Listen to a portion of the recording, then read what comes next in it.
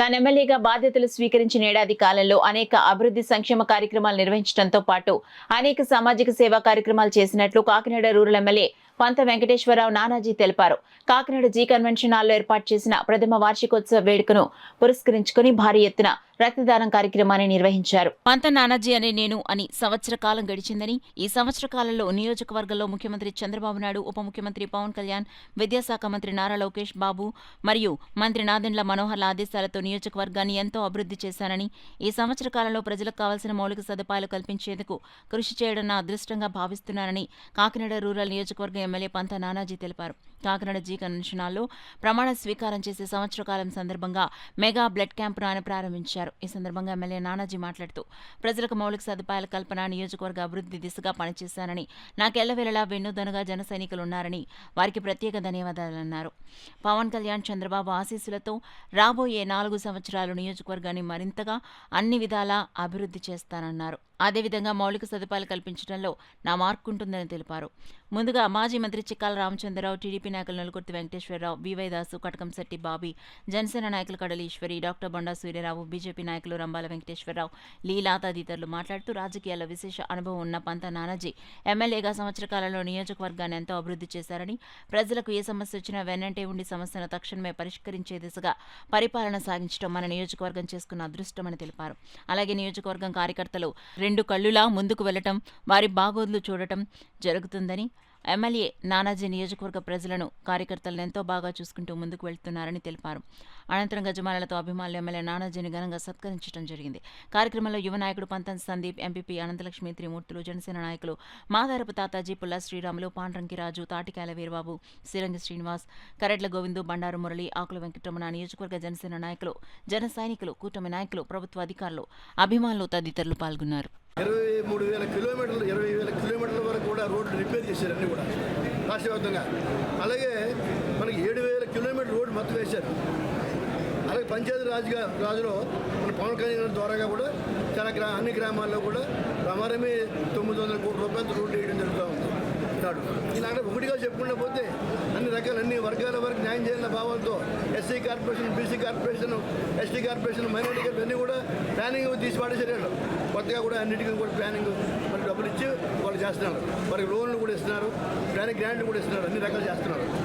అన్ని వర్గాలకు న్యాయం చేయాలన్న భావంతో అదే రకంగా కాకినాడ రూరల్ నియోజకవర్గంలో నానాజీ గారు కూడా అందరికీ అందుబాటులో ఉంటూ అన్ని వర్గాలకి కూడా న్యాయం చేస్తూ ఉన్నారు.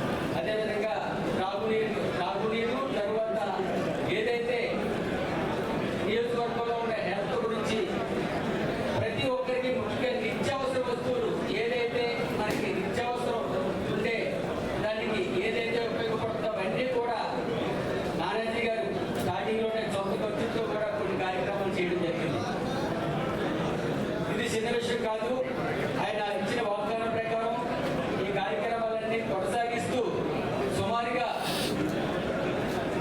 200 నుంచి 300 వరకు రోడ్స్, సిమెంట్ రోడ్స్ ఈ రోజున నియోజకవర్గంలో పూర్తి చేయడం, అదేవిధంగా ప్రారంభోత్సవాలు ఇవన్నీ కూడా శంకుస్థాపనలు కూడా జరిగి ఉన్నాయి. సరిగ్గా వచ్చే సంవత్సరం అయింది. ఇది పండుగ రోజు, నిజంగానే పండుగ రోజు ఇది. ఈ పండుగ రోజుని మనందరము కూడా ఇక్కడ కలిసి దీన్ని మనం సెలబ్రేట్ చేసుకోవడం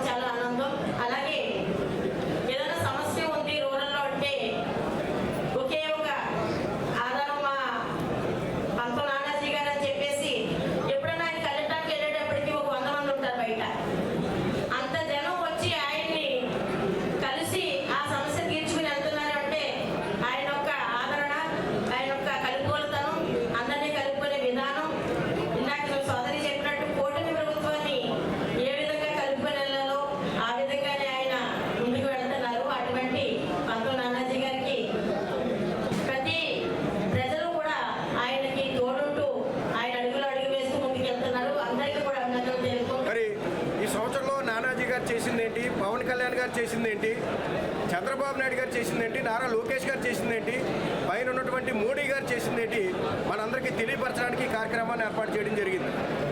మరి పెద్దలు ఏ రకంగా చేస్తున్నారో మనందరికీ తెలుసు. ఈ నియోజకవర్గం కాకినాడ రూరల్ నియోజకవర్గం గురించి మనం మాట్లాడుకోవాలి.